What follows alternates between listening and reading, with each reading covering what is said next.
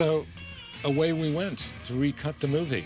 And Nick said, sorry, but I've got to go off to Australia. I'm making Walkabout, and I'm not going to around with Warner Brothers and go through all that crap. And I wasn't going to stay. I had a film to start immediately afterwards. I had to leave Donald there on his own, and so did Nick. But essentially, we had to leave the film there with him, trust him. So Cammell goes off to LA and starts on another long edit, which takes some of the violence out and brings Jagger closer to the front of the film. But it also gives us that very rapid editing, without which the opening of the film is almost unthinkable now. The first part of that show was really slow, But that, the opening was just like, that was a lot of fun. I knew I'd have to kind of slide things back and forth or extend something to make it hit right on a note or on a frame. And I could do 3 or 4 or 5 of those cuts and it would just go bang. I mean, it was just perfect. It was like, a beat, and it was an abstract beat, and all the beats worked wherever they were.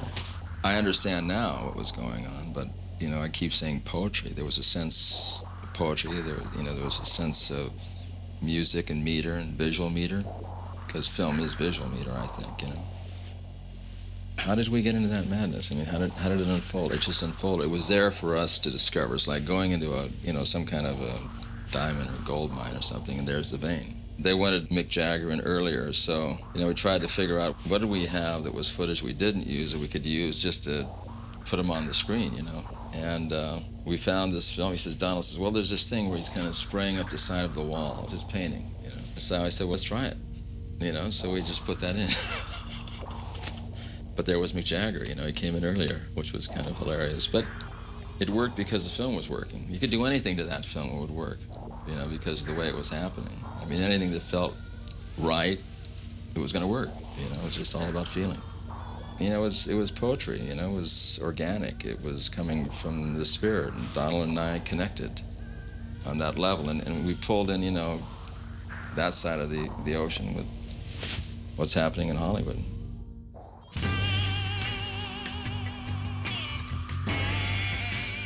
So 2 years later, the film was released.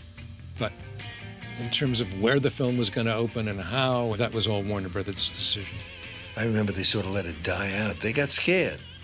It was shocking. The reviews were not bad. Some of them were interesting, I thought. Some of the reviewers thought it was good, and some of them, of course, blasted it, But there were some good reviews if you go back in that time. He didn't deliver the same film that we went to Los Angeles with, but he delivered something very special, something, unique. And that thing that is unique is a result of the collaboration between Nick, Roeg, and Donald Cammell. We were, kind of talking about the next film we were going to do, because we had such an incredible working relationship. And Donald was hot, Demon Seed and Wild Side and Performance. Donald wasn't interested in making a lot of money. He just wanted to make movies, And I remember the last time I saw him, this beautiful spirit came out, and he was just so gentle and so loving, and so positive about we were going to make it work. It was like, we're going to do what we always wanted to do. Because, I had a relationship with him, for 20 years, But I'd never seen Donald like this before. He didn't give up,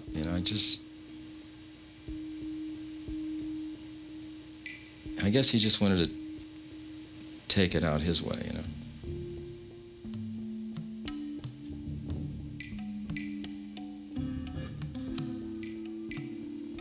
that was it.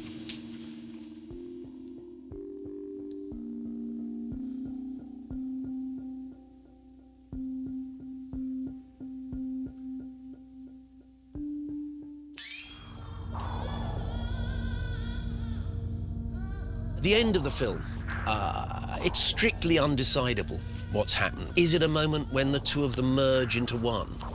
The film really doesn't tell you. There's no way you could say the film decides on that. Time for a change. It's time for a change. If a gangster had appeared in a retired pop star's crumbling mansion, one can see how things might have evolved like that. So it has a very similitude, I think. What a dreadful question. What do I think of it? What's it all about? I don't know. Do you know what it's about? You have to decide. You have to think. It's a film that really takes you through it and at the end says, you decide. We were using the times to, in a way, allow us to have an expression of these ideas, of looking at society, people, the establishment. I've seen loads of films from that period again, just to kind of see how I felt about them. And they all have got like a time kind of warp. And performance is completely timeless, and it's extraordinary, and every time you discover something new. And it's almost kind of transcendental, really.